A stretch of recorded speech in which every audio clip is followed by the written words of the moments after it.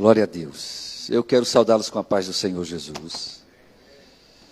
Eu quero pedir que você pegue aí de pé a sua Bíblia e abra no Evangelho de Lucas. Capítulo de número 21, por favor. Lucas, capítulo de número 21.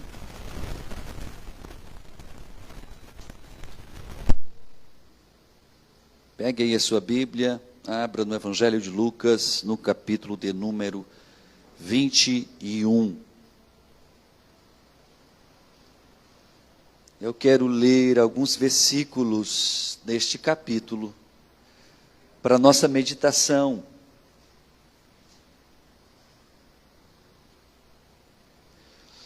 E o tema que nós estaremos ministrando nesta noite é: o que tu tem dado para Deus? O teu melhor ou as tuas sobras? É um tema bem sugestivo. E nada melhor do que o texto para fazer a gente mergulhar nesse tema. O que a gente tem oferecido para Deus, afinal de contas? É o melhor de nós, das nossas vidas, ou é o que sobra? E é nítido, a própria ausência de alguns aqui já respondem ao tema. Lucas capítulo 21, versículo de número 1, diz assim: E olhando ele, viu os ricos lançarem as suas ofertas na arca do tesouro. Em algumas Bíblias diz gasofilácio. E viu também uma pobre viúva lançar ali 2 pequenas moedas. E disse: Em verdade vos digo que lançou mais do que todos esta pobre viúva. Porque todos aqueles que deitaram para as ofertas de Deus o que lhe sobejava, mas esta da sua pobreza deitou todo o sustento que tinha. Tome assento aí em nome de Jesus. Glória seja dada ao nome do Eterno. Eu quero falar nessa noite dessa historinha, e eu nunca preguei nessa história. É a primeira vez que eu estou ministrando nesse texto. E esse texto, para mim, ele me respondeu a muitas indagações minhas, que eu até mesmo fazia. Até para entender outros textos, esse texto ele me trouxe clarificação e entendimento. Mas a Bíblia fala que nessa história de uma mulher, e que ela era viúva, e que pobre também o era. As 3 condições reveladas nesse texto já começam a me falar a história de uma mulher que merece atenção. Naquele tempo, na época de Jesus, ser mulher não era uma coisa muito fácil, não. E não era só pelo machismo que foi desenvolvido ao longo dos séculos, mas porque naquela época a mulher, ela era o que no mundo muçulmano extremista ainda o é. Um ser que meramente veio à terra para a reprodução. E há alguns que ainda aplicam aquilo que na época era um conceito comum do povo, em que a mulher nada mais era do que um animal reprodutor. Esse não é um conceito meu, e nem é um conceito bíblico, porque Jesus ele contrariou todos os preconceitos que existiam na época, inclusive sobre a mulher. Por isso que você vai ver Jesus nos 4 evangelhos, parando, dando atenção, voltando atrás para conversar com alguém que lhe chamava e era uma mulher. Ele tinha um cuidado especial com esse ser, porque ele entendia que Deus não havia criado a mulher apenas como um ser que reproduz, ou que seria a fonte de criação humana, mas como um ser que era a imagem e semelhança divina. Louvado seja o nome do Eterno por isso. Você, mulher, quando você se olhar, lembre-se que existe um Criador que você é a inspiração dele nessa terra. Então, quando eu olho para você, eu estou olhando aqui nessa terra algo que reflete a imagem viva de um Deus que criou os céus e a terra. Jesus tinha esse conceito formado. Mas nesse texto, especificamente aqui, o texto faz questão de dizer que, além dela ser mulher, ela era viúva e era pobre. Na época de Cristo, uma mulher viúva era tida como uma mulher amaldiçoada. Uma mulher cuja vida foi tão dura e tão difícil, que até a única coisa que ela poderia ter na época de bom, que era um marido para sustentá-la, para protegê-la, para guardá-la, para tê-la, ela havia perdido. Então ela, além de ser mulher, ela também era viúva. Ou seja, o único que poderia oferecer a ela mantimento e proteção era um homem, e ela havia perdido este homem. O texto faz questão de dizer que, além de viúva, ela era pobre. E ser pobre na época de Jesus não é como ser pobre hoje. Que você hoje é pobre, mas você está sendo beneficiado por vários programas dos governos que existem, sejam eles estaduais ou federais. Você é pobre, mas você tem hoje, provavelmente comeu alguma coisa. Você provavelmente esteja aí debaixo de algum teto. Você provavelmente dormiu em uma cama. Porque pobreza hoje no nosso conceito é muito diferente de pobreza no conceito daquela época. E a Bíblia faz questão de dizer que aquela mulher pobre, querendo dar a nós um significado do que era aquela mulher financeiramente naquela sociedade, ela não tinha dinheiro, ela não tinha coisas boas, ela não tinha bens, financeiramente ela não tinha nada. Mas ela aparece com 2 moedas, que na Bíblia a gente conhece como um quarto romano. Eram moedas de cobre que na nossa época, na nossa atualidade, representariam alguns poucos centavos de reais, para ser muito sincero. Não chegaria hoje a 1 ou 2 reais, se nós fôssemos fazer aqui um cálculo financeiro de quanto valeria para aquela época, aquelas 2 moedinhas de cobre que ela depositou. Mas o texto faz questão de dizer que Jesus estava no átrio do templo, e o átrio do templo, para aqueles que seguem a gente lá no Instagram, eu já ensinei e já mostrei como é que era o átrio do templo, e essa parte do átrio do templo, as pessoas que eram judias tinham acesso. E nesse átrio do templo, era colocado ali 13 espécies de trombetas que eram chamadas de gasofilácio, e gasofilácio, que vem lá do grego gasofiléquio, essa palavra nada mais é do que lugar de tesouro, ou casa de tesouro, ou átrio de tesouro. Especificamente nesse local, existiam 13 trombetas que ficavam colocadas nesse átrio, que eram as 13 coisas das quais você poderia derramar dinheiro dentro. Era o que a gente conhece hoje como gasofilácio, como há um aqui. Era onde as pessoas chegavam e depositavam dinheiro.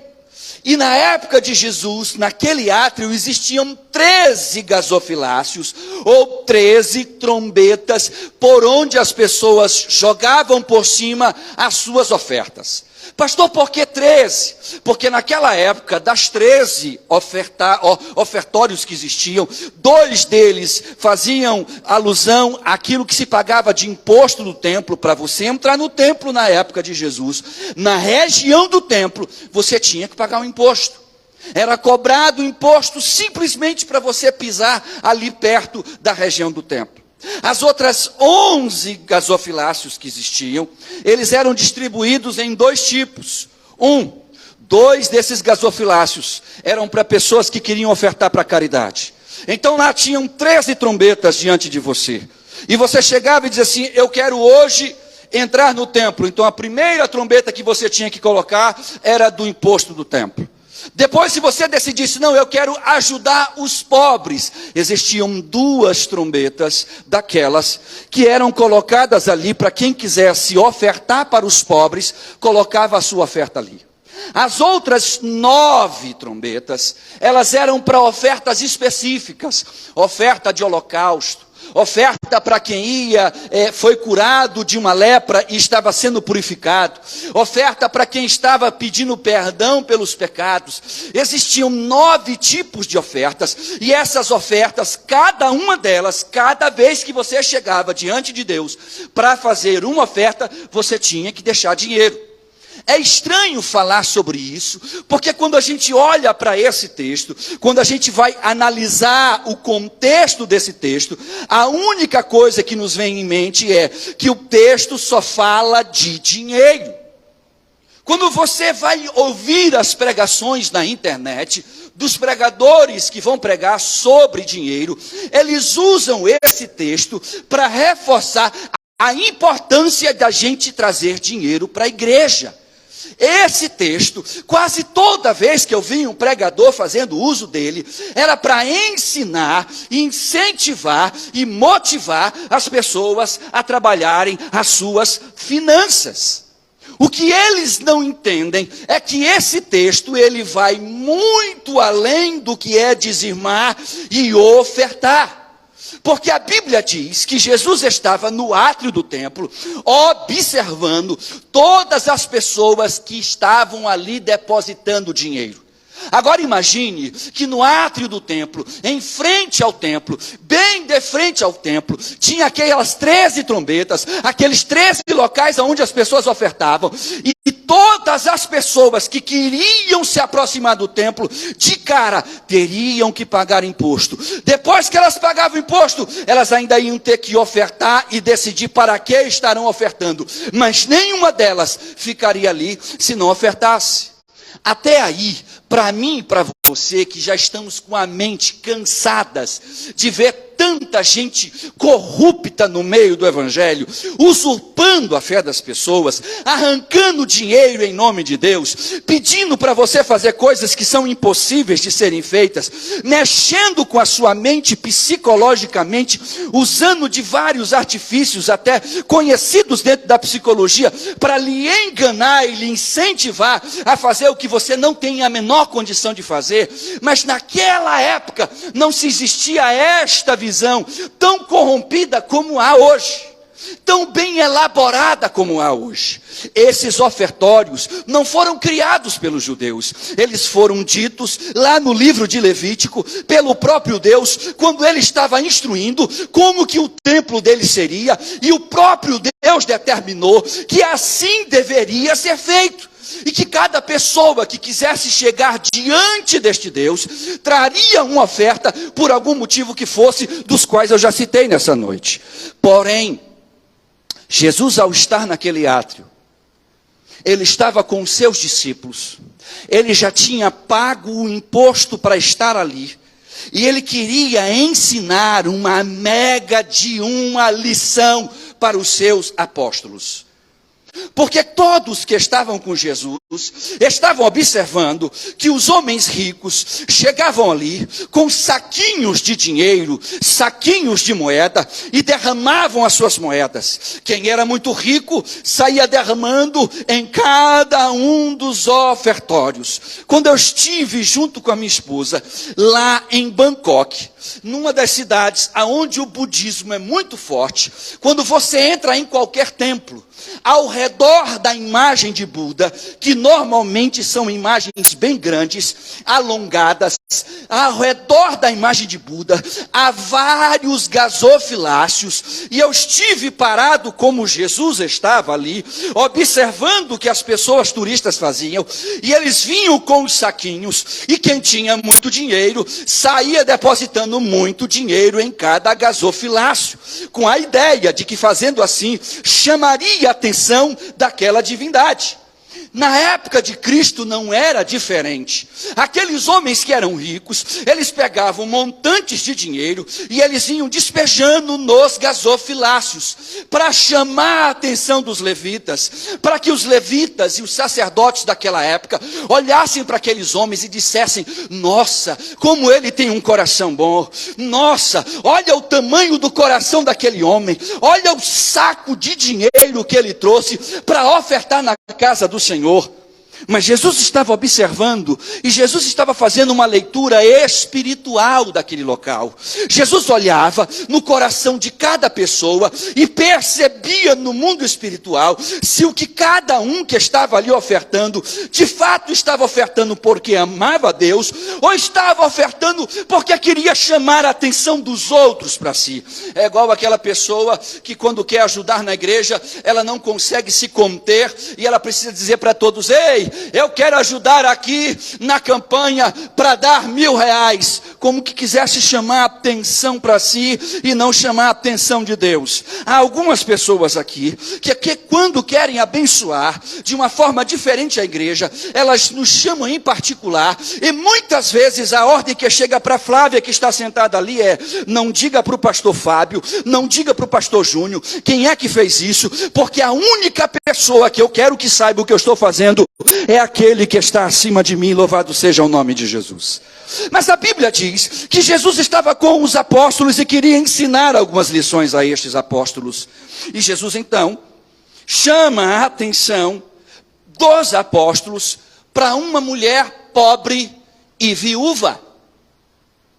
E depois de Jesus ver que todos os homens ricos estavam derramando bastante dinheiro naqueles gasofiláceos, aparece uma mulher viúva e pobre, e você identificava um pobre pela indumentária. Pobre usava uma roupa que por onde ele passava era visível. A discrepância na sociedade e a discriminação na sociedade naquela época era tão forte que você conhecia pela roupa e pela forma como a pessoa se vestia, quem tinha condição e quem não tinha. E aquela mulher, ao adentrar naquele átrio, ela foi pagar o imposto do templo e ela foi ofertar para Deus aquilo que ela queria. E diz a Bíblia Sagrada, como nós já lemos, que ela pega 2 moedas de cobre, um quarter romano, que naquela época valeria mais ou menos R$1,50, no máximo R$2 hoje. E ela deposita essas 2 moedinhas. Quando ela deposita as 2 moedinhas lá em um desses gasofiláceos, a Bíblia diz que Jesus disse: aí está aí uma mulher que acabou de dar a maior oferta de todos. Todos param, olham para Jesus e dizem assim: Jesus, tu não está pensando direito. Nós estamos contigo aqui há várias horas, e nós estamos vendo pessoas chegando com sacos de dinheiro, e elas estão depositando montantes de dinheiro aqui diante dos sacerdotes. E tu vens me dizer que aquela mulher que visivelmente é pobre pela roupa que está usando, e que nós vimos ela pegando 2 moedas de cobre que não valem nada, e ela joga essas 2 moedas dentro do gasofilácio, e tu vem dizer que a maior oferta dada hoje naquele templo foi dada por aquela mulher. Aí Jesus, naquele momento, entende: eu preciso ensinar algumas lições aos meus apóstolos. E eu quero justamente, nesse texto, tentar extrair pelo menos 3 lições de algo que eu consigo compreender e que vejo ser muito mais precioso do que o simples ato de dizimar e ofertar. Quantos querem aprender essas lições aqui nesta noite? Primeiro, nós devemos ter um comportamento de entrega total ao Senhor. A primeira lição que Jesus deixa para aqueles apóstolos é que nós devemos ter um comportamento, nos comportar de tal forma que em nós haja uma entrega total para este Deus a qual nós dizemos servir. Essa viúva, ela parecia dar valor a coisas de Deus antes de si mesmo se valorizar. E isso é tão tão interessante que a Bíblia fala que quando os apóstolos questionam Jesus, dizendo, mas Jesus, essa mulher só deu 2 moedas. Jesus olha para eles e diz, vocês estavam vendo todos esses homens ricos que estavam depositando o seu dinheiro aqui, vimos, e tinha muita gente depositando muito dinheiro. Pois é, todos eles estavam dando apenas o que sobrava para eles. Aquilo que não lhes faria falta foi o que eles colocaram ali. Eles eram tão ricos, mas tão ricos, que a quantidade de dinheiro que vocês viram colocando, que pode ser muito para você, pode ser muito para aquele outro, para Deus não era nada, porque aqueles homens, eles estavam dando a sobra do que eles tinham. Mas esta mulher, o que vocês não sabem, Jesus fala isso no texto para os apóstolos, é que aquela mulher, ao dar aquelas 2 moedinhas de cobre, ao dar aqueles quase R$2, que equivale mais ou menos hoje, ela estava dando, e o texto diz, todo o seu sustento. Ela estava tirando tudo aquilo que ela podia tirar, com um detalhe. Quando o texto diz que ela estava dando todo o seu sustento, o texto está dizendo, ela pegou tudo que tinha e deu para Deus. Agora olhe para mim, porque há uma coisa curiosa. Talvez você me diga assim, pastor, até eu se tivesse R$2 e tivesse só R$2 na carteira, também daria aqui de oferta. Até eu, pastor, se tivesse só R$5, eu também daria para Deus de oferta. Talvez você me diga assim, eu não vejo nada demais. Só que tem um pequeno detalhe. Você tem, quando chegar em casa, o seu almoço, o café, a janta, e provavelmente na sua geladeira tem o que comer. Você tem aonde se abrigar. Se você for no seu guarda-roupa, há 1, 2, 3, 10, 20, 15 peças de roupa.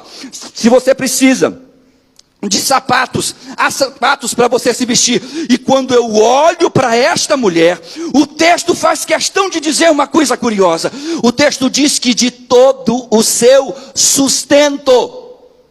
Quantos aqui trabalham 30 dias por mês para receber dinheiro? Levante a mão assim. Então esses que trabalham 30 dias por mês para receber dinheiro, eu quero ouvir de vocês, me digam, quando vocês pegam o dinheiro de vocês, esse é o dinheiro que lhe sustenta, sim ou não? É o dinheiro que lhe sustenta. Então pense comigo, os seus 30 dias de trabalho, você vai todos os dias de manhã cedo trabalhar, passa o dia inteiro trabalhando, para voltar de noite descansar, e no outro dia repetir o mesmo ciclo. Por 30 dias você faz isso, para no final do mês, o seu chefe chegar para você e colocar um dinheiro do seu sustento. Quando você pega esse dinheiro, você já sabe, vou pagar a água, vou pagar a luz, vou pagar aquela conta, vou comprar comida. Você vê tudo que aquilo que pode te sustentar pode ser extraído desse dinheiro. Quando o texto diz que aquela mulher deu todo o seu sustento, o texto estava dizendo que o dinheiro que ela tinha para passar o mês, que o dinheiro que ela tinha para sobreviver, eram aqueles R$2. Se você só tivesse isso, e olhasse para frente no primeiro dia do mês, e olhando para os próximos 29 dias, e olhasse para o bolso e pensasse assim, eu só tenho R$2 para passar estes 30 dias, aí começa a pesar no coração a decisão de pegar os 2 únicos reais que você tem, que mal daria para comprar talvez uma bolacha creme crack. Você chegaria e colocaria diante de Deus. Quando o texto mostra esta mulher fazendo e tendo um comportamento de entrega total, ela me faz lembrar de um homem que está em 1 Reis, capítulo de número 17. Abra a sua Bíblia, por favor. 1 Reis, capítulo de número 17. Há uma história parecida com a desta mulher, e ela vivenciou também algo parecido no texto de 1 Reis, no capítulo de número 17. O texto diz em 1 Reis 17, no versículo de número 8, assim: então veio a ele a palavra do Senhor. Deus estava falando com o profeta Elias: levanta-te e vai para Sarepta, que pertence a Sidom e habita ali. Ordenei a uma mulher viúva para que ali te sustente. Olhe para cá. Deus chega para Elias e diz assim: vai para este lugar ali, porque eu quero te usar lá. Mas tem um detalhe. Sabe onde é que tu vais ficar? Na casa de uma viúva. E ele sai dali porque a ordem já tinha chegado para esta mulher. O texto diz que Deus já tinha ordenado a esta mulher que ela iria receber o profeta de Deus. E quando a Bíblia, dando continuidade no versículo 10, a gente lê, a gente descobre: então ele se levantou e foi para Sarepta. Chegando à porta da cidade, estava ali uma viúva apanhando lenha num vaso com um pouco de água. E ele pede e chama e diz: traz-me, peço-te, um vaso com água para que eu possa beber. Indo ela a buscá-la, ele a chamou e lhe disse: traze também um pedaço de pão. Olha a resposta desta mulher: tão certo como vive o Senhor teu Deus, não tenho nenhum bolo, senão somente um punhado de farinha numa panela e um pouco de azeite numa botija. E vês aqui, apanhei 2 cavacos e vou prepará-los para mim e para meu filho, a fim de que comamos e morramos. Olha o que Elias diz a ela, versículo 13. Elias lhe disse: não temas, vai e faze-o como disseste, porém, faze disso primeiro para mim um bolo pequeno e traz-me-o aqui fora, depois o fará para ti e para teu filho, pois assim diz o Senhor Deus de Israel: a farinha da panela não se acabará e o azeite da botija não faltará, até o dia que o Senhor chuva sobre a terra. Olhe para cá, por favor. Você sabe o que acontece nesse texto? Semelhantemente àquilo que Jesus estava vivenciando, uma outra viúva na Bíblia, que também pobre estava, que também só tinha um pouco para comer e morrer, a ela foi pedido algo muito precioso. Imagina você, só tem um pouquinho e sabe que este pouquinho de comida será a sua última alimentação. E chega o pastor Fábio na sua casa, cheio da unção, cheio da graça, cheio de unção de Deus, e diz para você: ei, prepara para mim um bolo, porque eu quero comer. Tu vai virar para o pastor Fábio e dizer: pastor Fábio, o que eu tenho aqui só dá para mim e para o meu filho. Nós vamos comer e vamos morrer.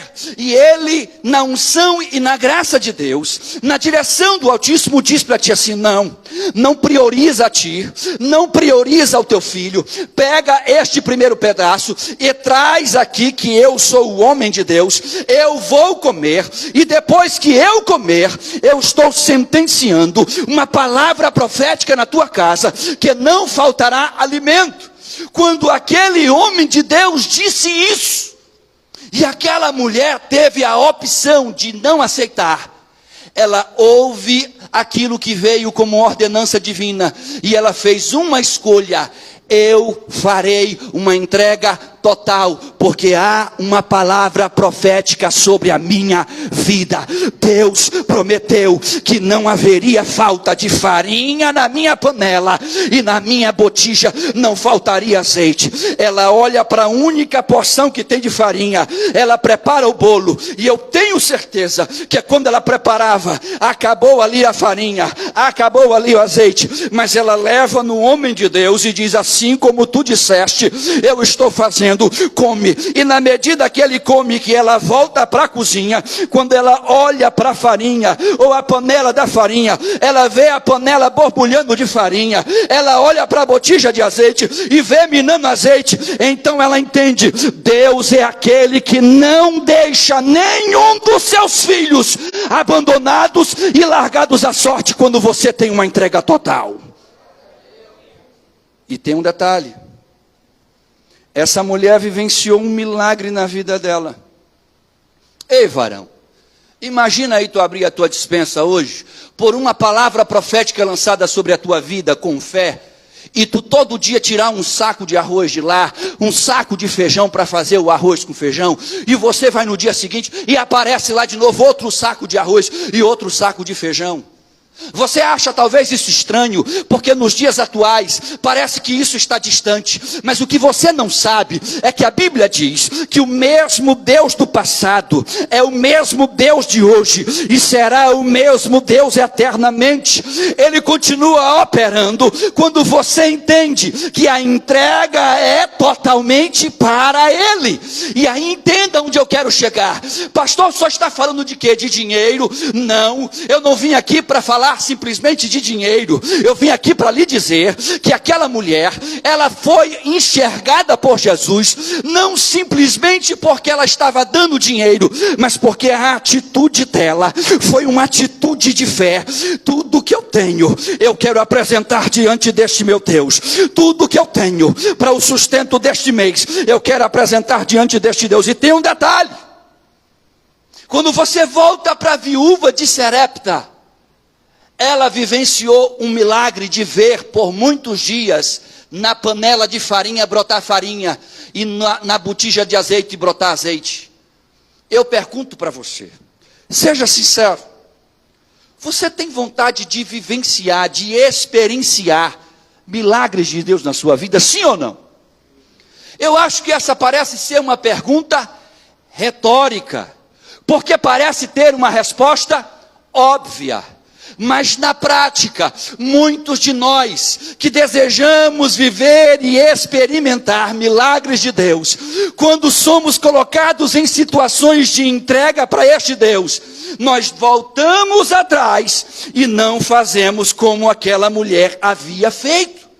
E aí eu quero nessa noite falar uma coisa curiosa.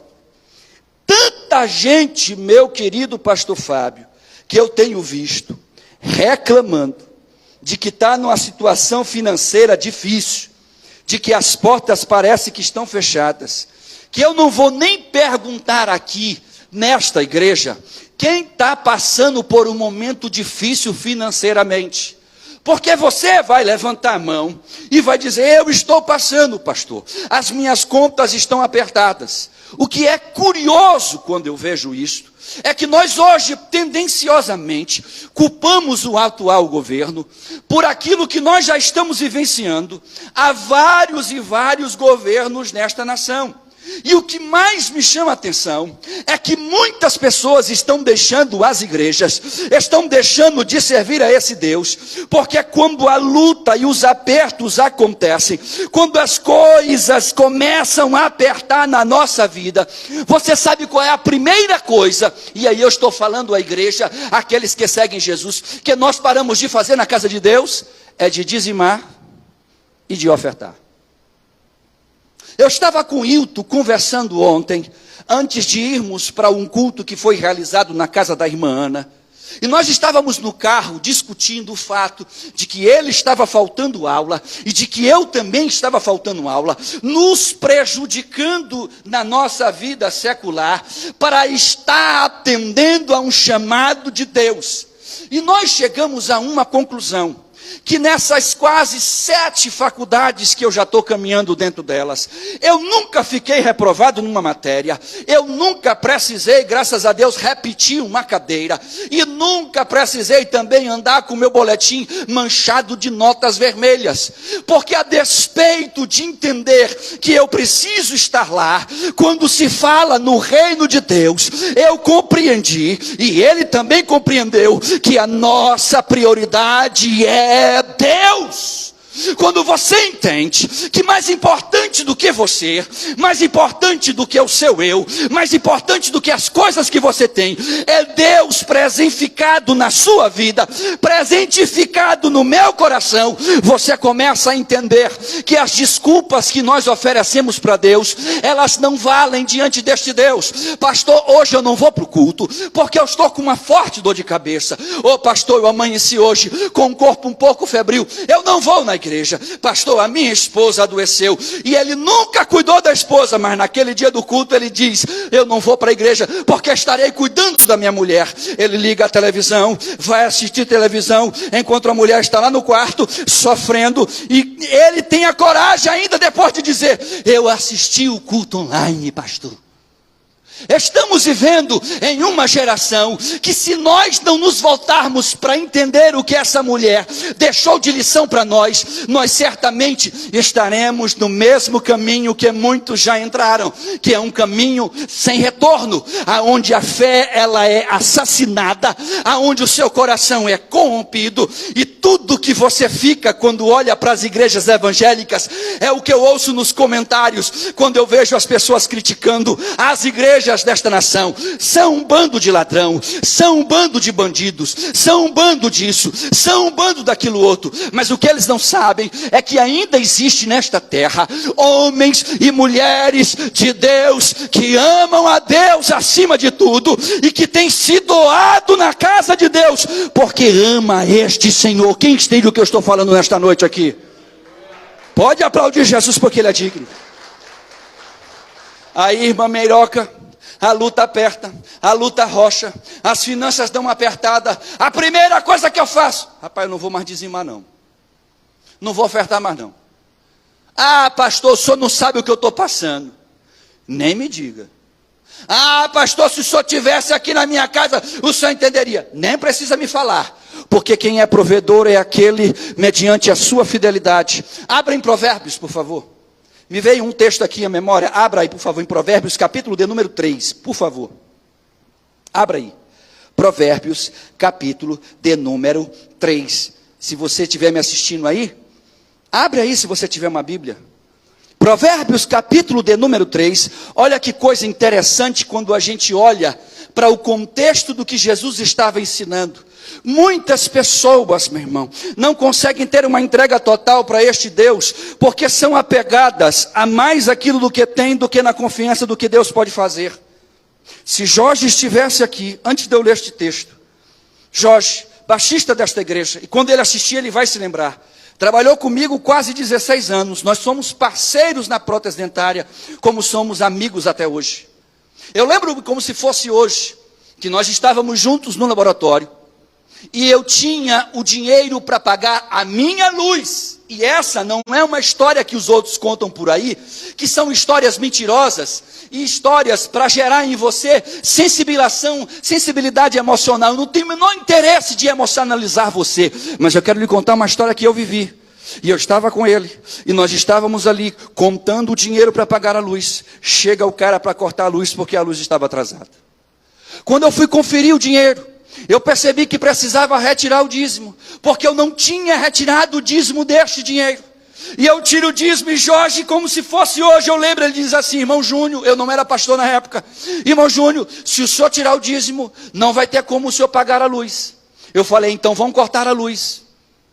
Mas não faz sentido, paga a luz agora, e depois você vai lá e paga o dízimo. Eu disse: não, porque a Bíblia fala uma coisa curiosa. Abra em Provérbios capítulo 3, lembrei desse texto porque lembrei dessa história, versículo de número 9, olha o que diz a sua Bíblia: honra ao Senhor com os teus bens e com a primeira parte dos teus ganhos. Versículo 10, o que é que diz aí?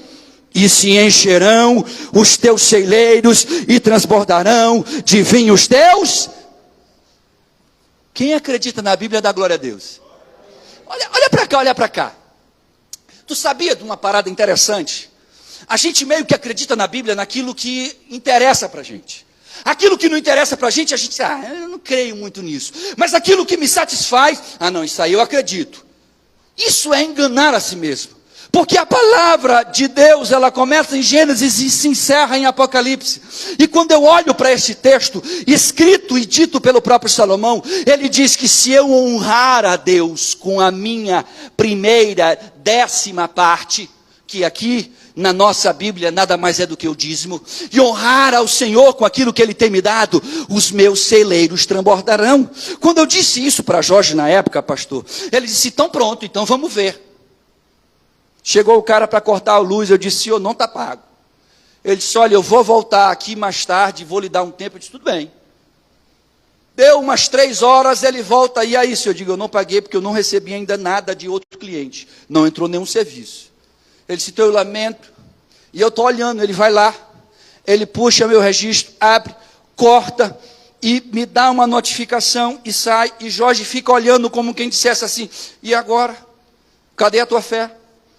Que Deus é esse, pastor? E na época eu não era pastor. Que Deus é esse, irmão Júnior? O que é que está acontecendo? Como é que pode? Deus deixou cortar a luz, tu foste fiel, e agora? E eu sentei, e do mesmo jeito que eu estava, eu lembro como se fosse hoje, entra Dr. Wellington Nunes, vê tudo escuro e diz assim, por que está tudo escuro aqui, Júnior? Dr. Wellington, cortaram a luz. Disse, por que cortaram a luz? Porque eu não tinha como pagar. Ele disse, espera aí.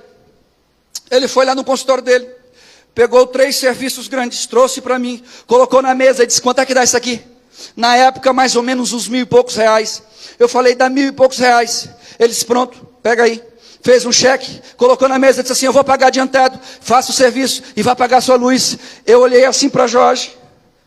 Jorge começou a abaixar a cabeça sem graça. Eu digo, Jorge, você é meu motoboy, vá trocar o dinheiro e vá pagar a luz, e avise o cara para vir colocar a luz. Eu fiquei com o dinheiro que eu precisava, consegui pagar o meu dízimo, e hoje eu posso contar esse testemunho e dizer, glória seja dada a esse Deus, porque se você tem uma entrega total a Ele, Ele não vai te deixar na mão. E diferentemente do que muita gente usa para usurpar a nossa fé, eu estou lhe contando coisas que outras pessoas já vivenciaram.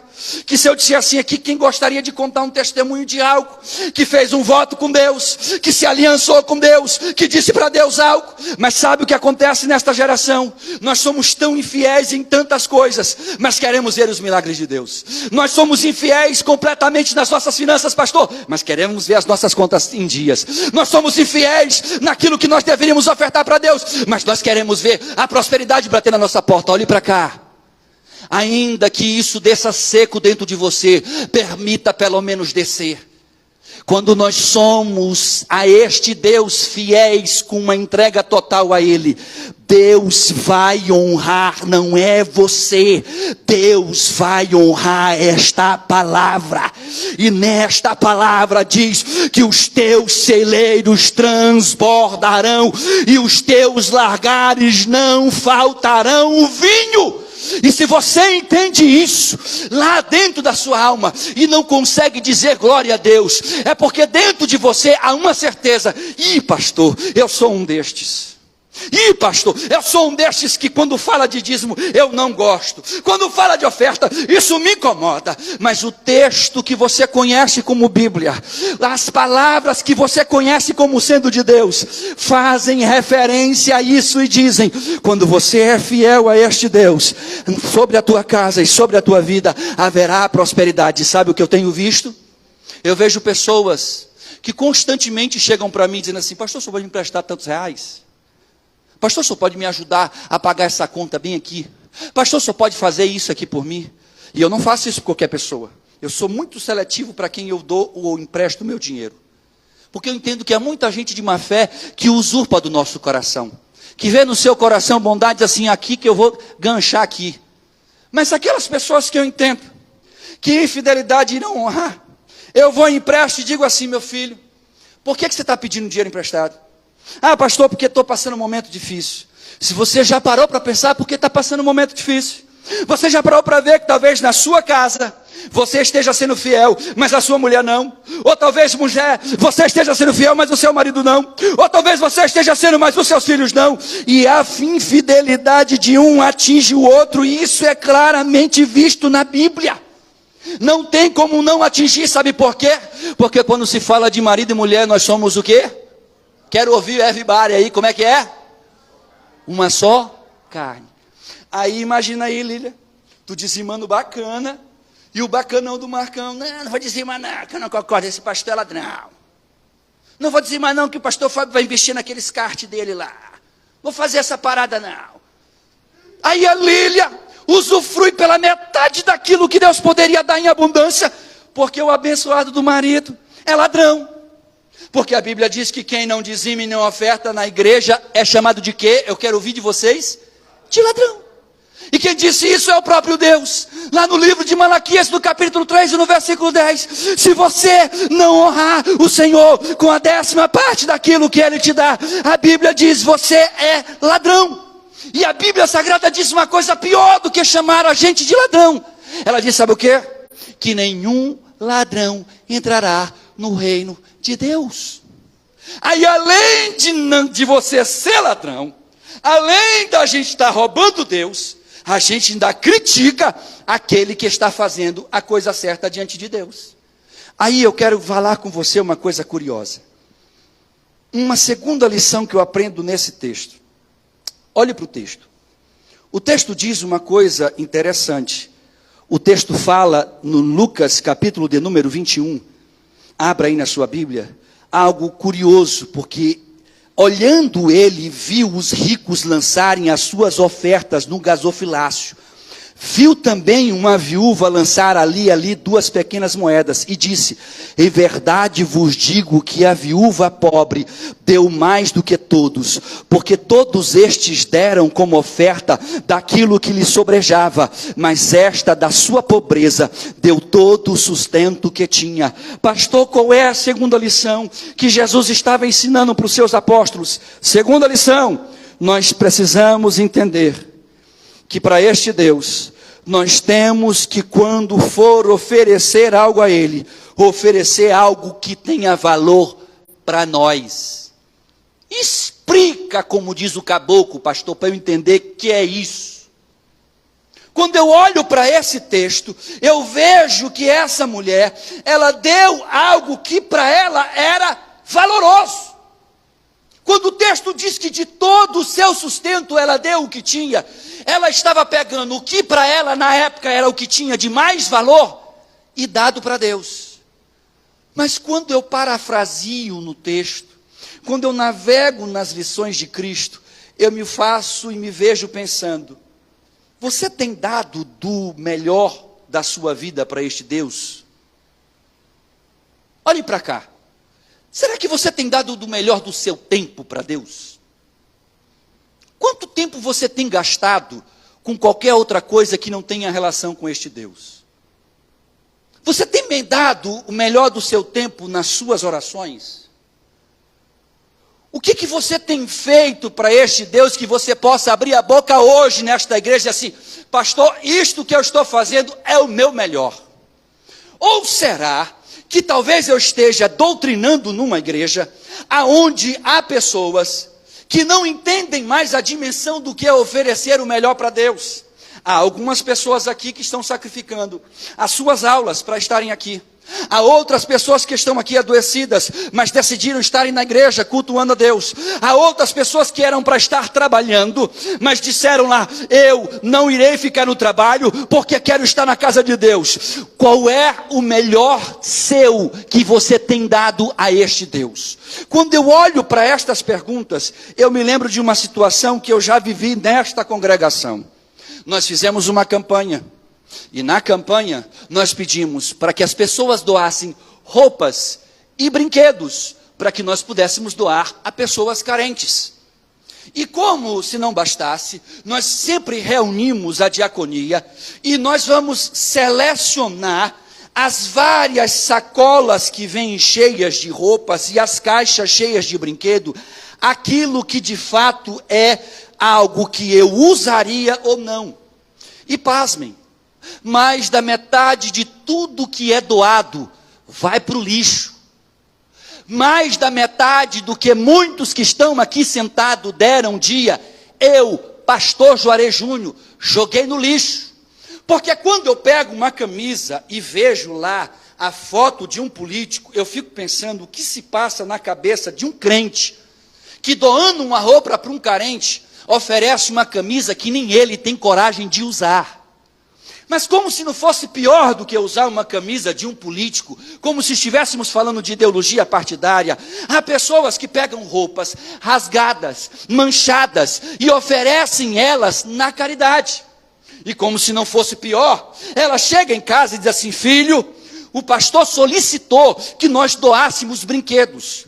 Vá ali, veja os carrinhos que estão sem rodinha, veja ali as bonecas que estão sem um braço, veja ali quais são as maquiagens de boneca que estão faltando as pinturas, coloque num saco, porque nós vamos doar para os pobres. Além de canalha ser a própria pessoa, ela ainda ensina os filhos a crescerem e serem canalhas para com este Deus.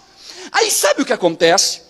A miséria bate na porta, as finanças se apertam, as coisas que poderiam melhorar não melhoram, e aí sabe o que acontece? As pessoas começam a dizer umas para as outras: o que está acontecendo? Pastor, faça uma campanha de oração. Pastor, venha na minha casa para ungir a minha casa. Meu pastor, me coloque nas suas orações, porque eu fui demitido. E eu fico olhando e fico entendendo que nada mais é do que a forma daquilo que você tem oferecido a este Deus. Você sabe por que nós estamos hoje aqui na quarta-feira? Porque nós não viemos aqui falar que Jesus salva. Nós viemos doutrinar na palavra de Deus um caminho em que eu e você devemos andar. E se você quer nesta casa de oração aprender o que esta palavra diz, entenda. Eu quero lhe perguntar e eu preciso da sua resposta. O que é que você tem oferecido para Deus na sua vida? São as suas sobras ou o que há de melhor? Porque quando eu olho para o texto, eu vejo algo que me chama a atenção, porque eu me faço lembrar de um texto que está em Gênesis capítulo 4. Abra a sua Bíblia, por favor. Um texto tão pragmático e tão complexo de entendimento, aonde tantos pregadores tentam compreender a máxima deste texto, para entender por que Deus fez o que fez nele. Olha a história de Abel e de Caim, para que você entenda por que Deus recebeu de Abel a sua oferta e de Caim não. Gênesis capítulo de número 4, abra a sua Bíblia, versículo de número 3. Diz assim a palavra de Deus: e aconteceu que ao cabo de dias, Caim trouxe do fruto da terra uma oferta ao Senhor. E Abel também trouxe dos primogênitos das suas ovelhas e da sua gordura. E atentou o Senhor para Abel e para a sua oferta, mas para Caim e para a sua oferta não atentou. Irou-se Caim fortemente e lhe decaiu o semblante. Olha o que diz o versículo de número 6. Então lhe disse o Senhor: por que te iraste? E por que decaiu o teu semblante? Olha para mim. Sabe como é que é essa pergunta de Deus no hebraico? Isso aqui é lindo, por isso que é bacana você entender um pouco dos originais. Porque quando você vai ver isso aqui no hebraico, você descobre que Deus está falando com Caim, não como alguém que está perguntando algo sem entendimento. Deus não chegou para Caim e disse assim: Caim, por que tua cara está triste? Por que teu semblante está decaído? Como alguém que não soubesse o motivo pelo qual aquilo estava acontecendo. Lá no hebraico, a conotação que é como se Deus dissesse assim: meu patrão, tu está com a cara triste por quê? Por que essa cara está decaída, papai? Você sabe o que Deus estava tentando dizer para Caim aqui no hebraico? Quando Deus chega para Caim e diz assim: que palhaçada é essa que tu ainda faz? Essa carinha mansa de que, eu estou chateado. Quando você vai ver no original, você vê Deus sendo duro com Caim. E olhe para o texto, porque o texto diz assim, versículo 7. A gente lê assim, desse jeito no português: se procederes bem, não serás aceito. E se não procederes bem, o pecado jaz à tua porta, e sobre ti será o desejo, mas sobre ele deves dominar. A gente poetiza o texto, mas o texto é assim que a gente tem que ler, lá, quando a gente vai ver a tônica do que Deus está falando. Meu patrão, se tu fizer a parada certa, tu acha que eu não vou aceitar? E se tu não proceder da forma correta, tu acha que o pecado vai ficar na tua porta? Então sobre ti e o teu desejo, esse pecado vai dominar, mas tu tem poder sobre isso. Foi isso que Deus falou para Caim. E sabe o que é massa? usando no nosso linguajar bem popular, é que Abel, com raiva de Deus e com raiva do seu irmão, Caim, com raiva de Abel e com raiva de Deus, vai lá e mata o seu irmão Abel. Olha o que diz o versículo 4. O versículo 4 diz assim: e Abel trouxe dos primogênitos das suas ovelhas. Olhe para cá. Pastor, por que afinal de contas que Abel teve a sua oferta recebida por Deus e Caim não? Essa é a pergunta de $1 milhão que eu fico vendo tanta gente tentando responder na internet, e cada um vai falando mais lambança do que o outro. E alguém diz assim: é porque Abel pegou o cordeiro, o primeiro cordeiro que nasceu, e entregou para Deus. Ao passo que Caim pegou as frutas mais estragadas que existiam e deu para Deus. O texto não diz isso. O texto diz no versículo 3 que Caim, ele trouxe do fruto, no singular. Ele chega para os frutos que estavam emanando na terra, porque ele era lavrador. Ele era um cara que plantava verduras e frutas. Ele olha para as suas frutas e, ao invés de selecionar o que de melhor tinha nas suas frutas, ele pega um fruto e chega com este um fruto e diz: Deus, eu vim te oferecer este fruto. Abel olha para as suas ovelhas, vê qual delas era a primogênita. Mas pastor, por que a primogênita? Porque a primogênita nas ovelhas seria a mais velha. Quem é primogênito aqui? Então é porque você é o mais. Quem está abaixo de ti é mais novo, quem está abaixo de ti é menor, quem está abaixo de ti é pequeno. Quando a gente olha e vê que ele trouxe das primogênitas e da gordura, sabe o que o texto está dizendo? É que ele olhou para todas as ovelhas primogênitas, que já eram adultas e gordas, e foi pegando as gordas, porque o texto usa plural. Ele pegou as ovelhas gordas, que eram as mais robustas, porque já tinham a idade, e sacrificou a este Deus. E o texto diz: e Deus atentou para a oferta de Abel, mas rejeitou a oferta de Caim. Pastor, onde o senhor quer chegar? Eu quero chegar no que nós estamos estudando, nesta segunda lição. Quando a gente olha para o texto que foi lido inicialmente em Lucas 21, a segunda lição que eu aprendo é que aquilo que eu vou oferecer para Deus tem valor para mim. Se o que eu estou oferecendo para Deus não tem valor para mim, tem alguma coisa errada. Se aquilo que você tem oferecido para Deus do seu tempo é só a sobra, Deus rejeita. Se aquilo que você tem oferecido para Deus é o que realmente não lhe serve mais, Deus rejeita. Se quando você faz uma aliança com Deus e promete para Deus fazer algo e faz uma parte daquilo que você deveria fazer, Deus rejeita. E sabe por quê?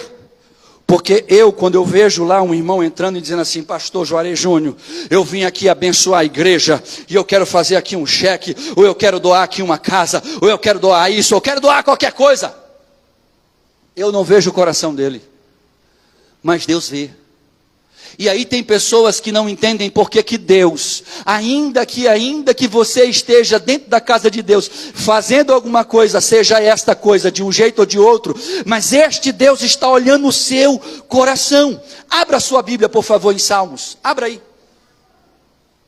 Vamos ver como é que esse Deus consegue enxergar aquilo que aconteceu com Caim e com Abel. Porque Caim foi reclamar para Deus, que ele também ofertou para Deus. Mas no coração de Caim, não existia vontade nenhuma de fazer aquilo. No coração de Abel, quando Abel olha para suas ovelhas, ele pensa: bem, se eu der as mais novas, elas estão magras, elas são pequenas, não há gordura nas mais novas.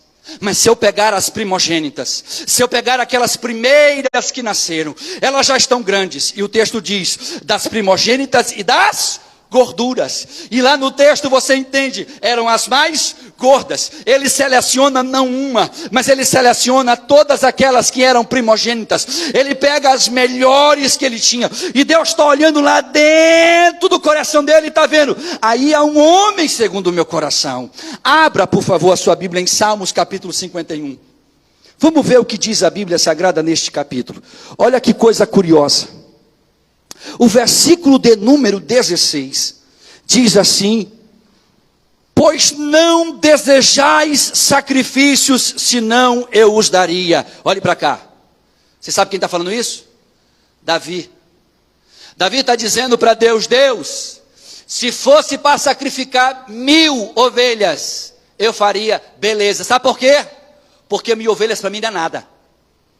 Sabe o que ele está dizendo para Deus? Deus, se for para sacrificar, se só o sacrifício fosse algo que atingisse o teu coração, eu estava hoje de bem, porque eu sou rei em Israel, e eu ia mandar matar, era todos os animais.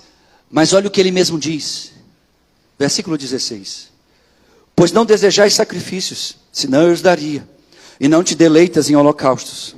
Versículo 17: os sacrifícios para Deus são um espírito aquebrantado, e há um coração quebrantado e contrito, não desprezarás este Deus. Louvado seja o nome de Jesus nesta noite. Eu quero perguntar para você, aquilo que você tem feito para Deus, tem sido de coração?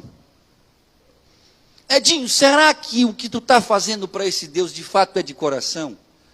Será, Heraldo? Eu vejo ovelhas que saem depois do Maiobão é Gapara, irmão? Ali depois do Maiobão, para quem é maiobista? Eu acho que é Gapara, se eu não me engano. Não. Depois do Maiobão, é longe, meu patrão. Quem é daqui de São Luís, quem está me assistindo não tem ideia onde é que é, patrão, é longe.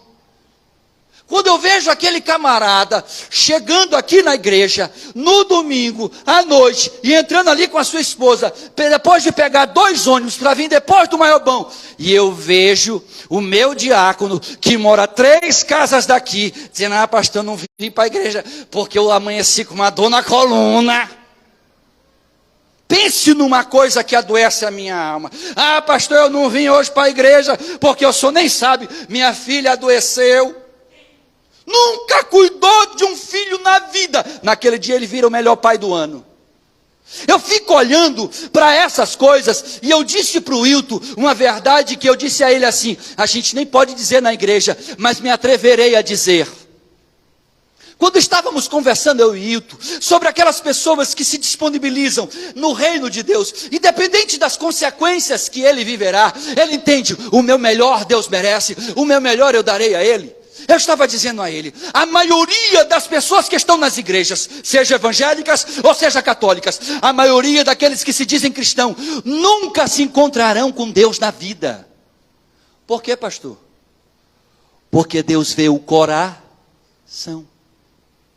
Deus sabe se você veio aqui hoje porque é o pastor que vai pregar, ou se você veio hoje porque, independente de quem vai pregar, você gostaria de ouvir a palavra de Deus. Deus sabe se você veio hoje aqui porque você é da liderança, e aí você sabe que tem que vir porque é obrigado, porque é da liderança. Ou se você entendeu, eu preciso ir porque eu preciso alimentar a minha alma e o meu espírito com esta palavra. Deus sonda os nossos corações. Deus sabe o que você está pensando agora sobre mim. Deus sabe o julgamento que você está fazendo talvez daquilo que está ouvindo. Deus está olhando para dentro do seu coração, e muitas vezes, quando você acha que está por cima, Deus está olhando e diz assim: esse camarada está vacilando, porque eu estou tentando dar para ele um caminho por onde ele pode caminhar. Eu estou tentando ensinar para ele uma rota para que ele viva debaixo da minha prosperidade. Eu estou instruindo ele na minha palavra aquilo que não usurpará a fé dele, mas que ensinará ele viver com os seus largares cheios e com os seus celeiros amontoados. Isso é o que a palavra de Deus, uma vez vivida e experienciada, vai trazer para você. Quem entende o que eu estou dizendo nesta noite? O que você tem dado para Deus, eu lhe pergunto, tem sido de coração? Terceira e última lição, e agora eu vou caminhar para encerrar. Vocês acham que já estavam acostumados. Deu 9 horas e encerra o culto. Pastor Júnior voltou na quarta. A coisa vai mudar a tônica, glória a Deus. terceira e última lição. A terceira e última lição está também nesse texto. Olhe para o texto, Lucas capítulo 21, por favor. Diz assim o versículo de número 1. Olhando ele quem? Era eu? Olhando quem, irmão? Olha no texto aí, não tenha preguiça não, veja mesmo. Lucas capítulo 21, versículo de número 1, diz assim, olhando ele, quem era ele? Jesus, muito bem, meu líder de homens ali falou 6 vezes para ver se eu entendia, glória a Deus. Olhando ele, viu os ricos lançarem as suas ofertas no gasofilaço. Versículo 2, viu também uma viúva pobre lançar ali 2 pequenas moedas. Olhe para cá. Você sabe qual é a terceira e última lição para eu encerrar essa mensagem? Deus sempre está vendo o que temos feito para Ele. Sabe, Hilton? Quando você deixa de ir para a faculdade, que às vezes ninguém entende, e às vezes quem reclama, começa a reclamação em casa. Pastor Fábio vai saindo de casa, lá está a Fernanda, tu vai de novo para a igreja. Tu já estava lá segunda, tu estava lá terça, tu estava lá quarta. Pelo amor de Deus, tu vai morar na igreja. Eu não sei se ele já não ouviu uma conversa dessa, que ela está rindo ali. Se ela já não falou, tu não quer morar logo lá, pega uma chave e vai morar na igreja. Mas talvez, muitas vezes, aquele que está do lado, é óbvio que eu estou brincando com a Fernanda, ou brincando com o Fábio, com o pastor Fábio, mas muitas vezes as pessoas não conseguem entender por que você faz o que faz para Deus. E sabe o que é interessante? Quando muitas vezes estamos oferecendo o nosso melhor para Deus, nós somos apedrejados, criticados, desonrados, desrespeitados, e é incrível a quantidade de gente que, em vez de parar de olhar e dizer glória a Deus para a sua vida, olha para você e procura, deixa eu ver onde é que está um defeito, achei um defeito nele, achei um defeito nela, é isso aqui que eu vou apontar. Mas não se esqueça do que eu vou lhe dizer nesta noite. O texto diz que não foi aquela mulher que viu Jesus, foi Jesus que estava vendo aquela mulher.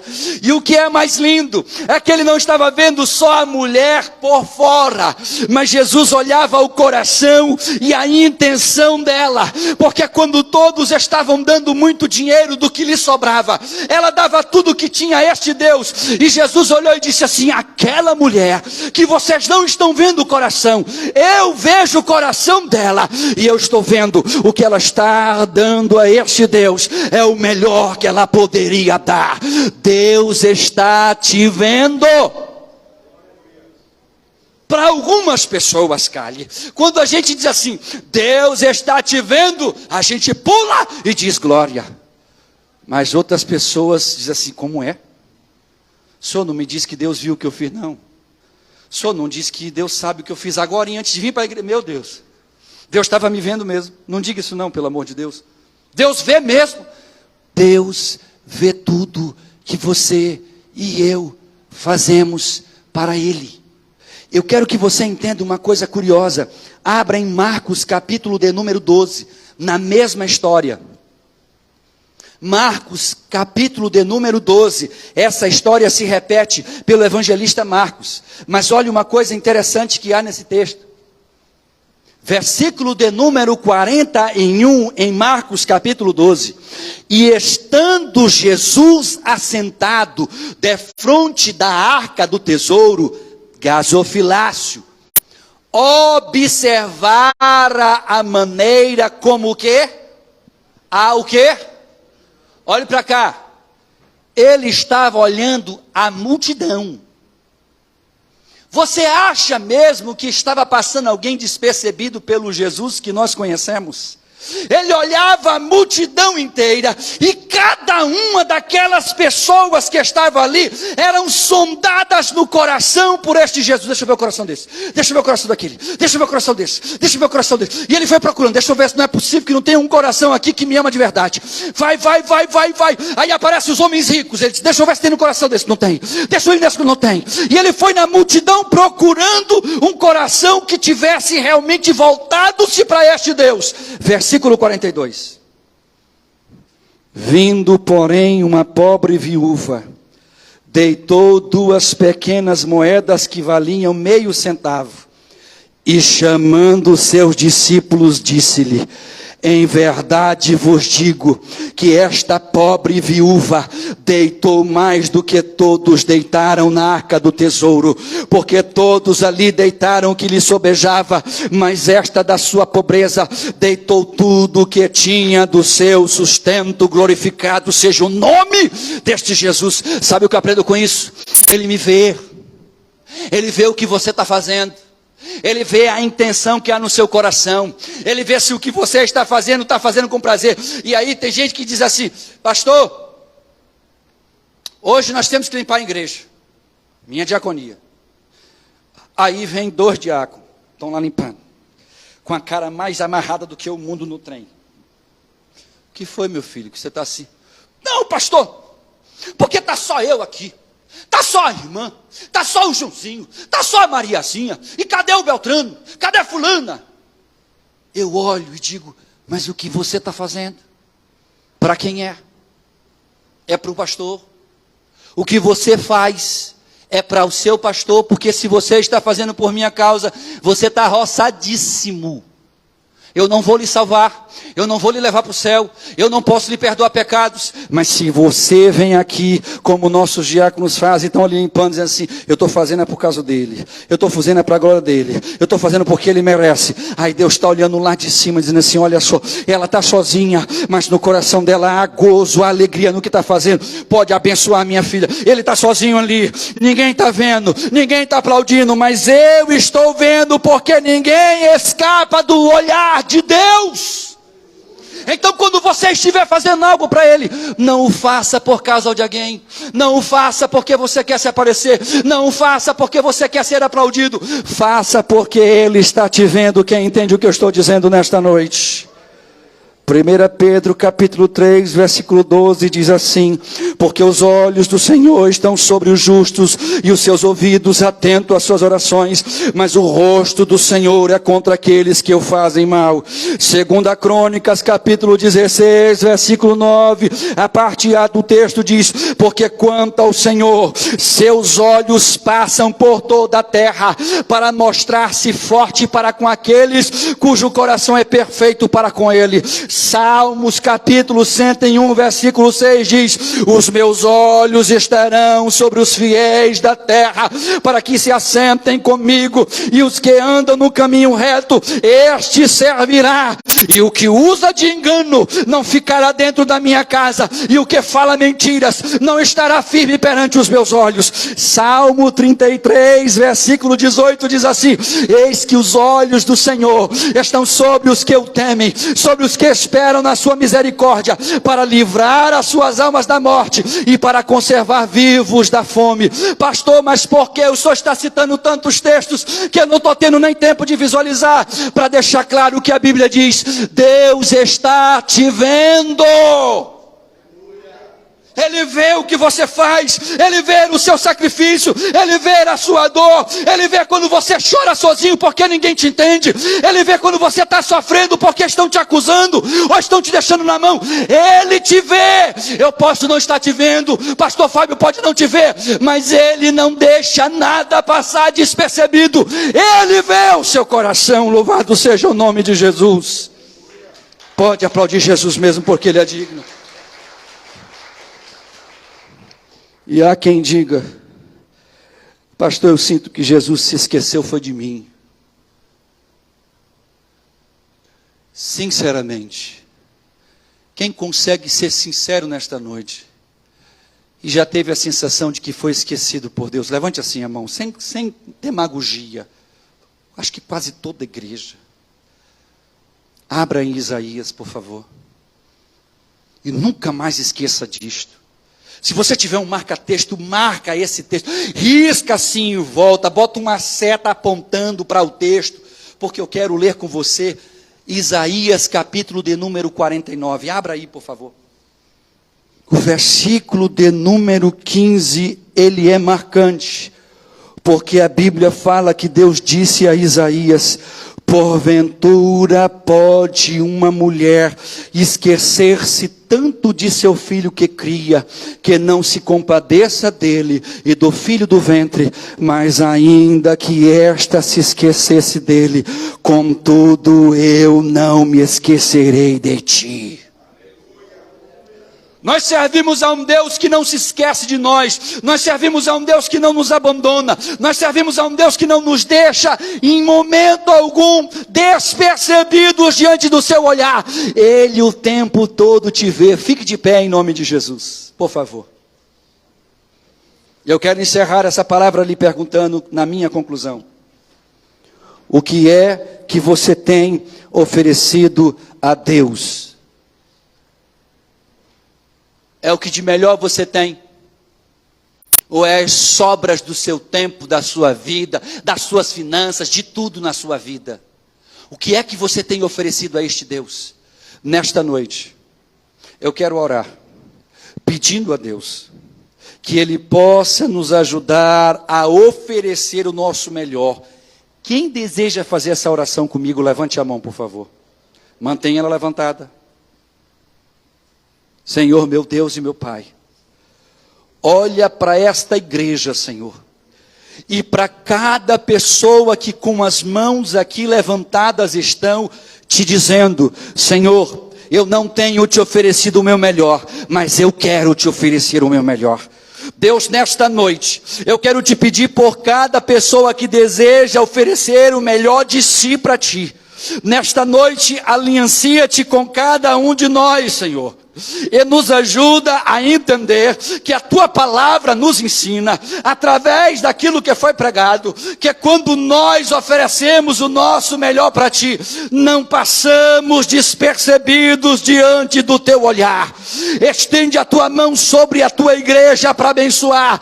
Estende a tua mão sobre as pessoas que estão aqui nesta noite e que precisam, meu Deus, do teu perdão nesta hora, que precisam da tua misericórdia porque foram infiéis, que precisam da tua misericórdia porque têm falhado até aqui. E nos ajuda, Senhor, a sermos fiéis naquilo que tu tem feito por nossas vidas. Nos ajuda a priorizar a tua palavra e o teu reino, como diz a tua palavra: buscai em primeiro lugar o reino de Deus e a sua justiça, e todas as outras coisas seriam acrescentadas. Eu te peço nesta noite que a tua bênção e a tua graça esteja sobre cada um de nós, que esta palavra, Senhor, surta um efeito em cada coração como uma semente que brotará para a vida eterna. Eu te peço, Senhor, que abra portas nesta noite àqueles que, levantando a mão, têm se aliançado contigo e se comprometido de serem fiéis à tua palavra e serem mais do que tudo entregues nas tuas mãos. Eu abençoo a vida de cada uma das minhas ovelhas. Eu te peço, Senhor, por cada um de nós, e que nesta noite, Senhor, nós saiamos daqui na certeza de que o que temos que oferecer para ti é o nosso melhor para sempre. Em o nome de Jesus nós oramos, em o nome de Jesus nós agradecemos, e que a graça do Senhor Jesus Cristo, o amor de Deus, a comunhão e as consolações do Espírito de Deus sejam com hoje e sempre a todos. E leve a mão no coração e diga: agora aplauda Jesus.